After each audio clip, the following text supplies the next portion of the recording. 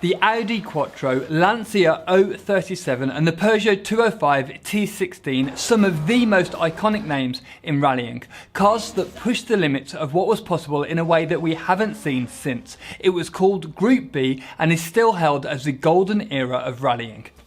Group B was a class where manufacturers were allowed to go all out with almost unlimited power, crazy aerodynamics and new exotic materials. It brought about new technologies like four-wheel drive, semi-automatic gearboxes and clever turbocharging systems. However, it was only for the bravest of drivers. The hugely powerful cars needed a lot of manhandling to thread them through the tight, twisty stages, away from huge drops and dodging a sea of spectators. But how did this come about, and what can we learn from the crazy cars that won in the Group B era? Rallying went wild in the 80s. The FIA wanted to attract more manufacturers and so created a class that would give the designers pretty much free rein.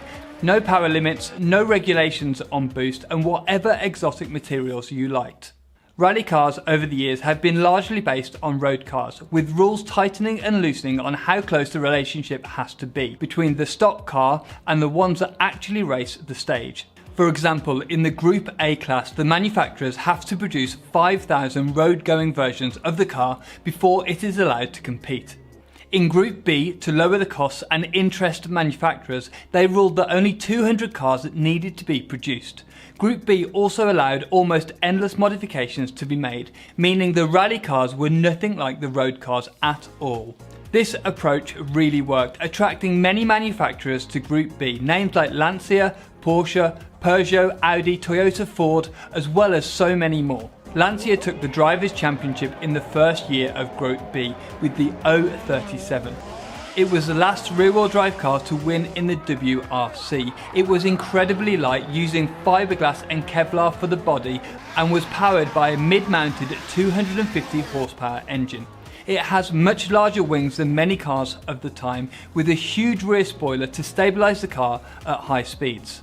It was supercharged to avoid turbo lag, and it was incredibly quick on the tarmac stages. However, it wasn't quite as quick on loose surfaces. So in stepped Audi with the Quattro, one of the most innovative rally cars of all time, a true game changer. It had an inline 5 engine with a very clever turbocharging system that produced over 450 brake horsepower. It had a small valve that kept the turbo spooled even when off throttle, meaning there was very little turbo lag, making the car quick out of the tight turns.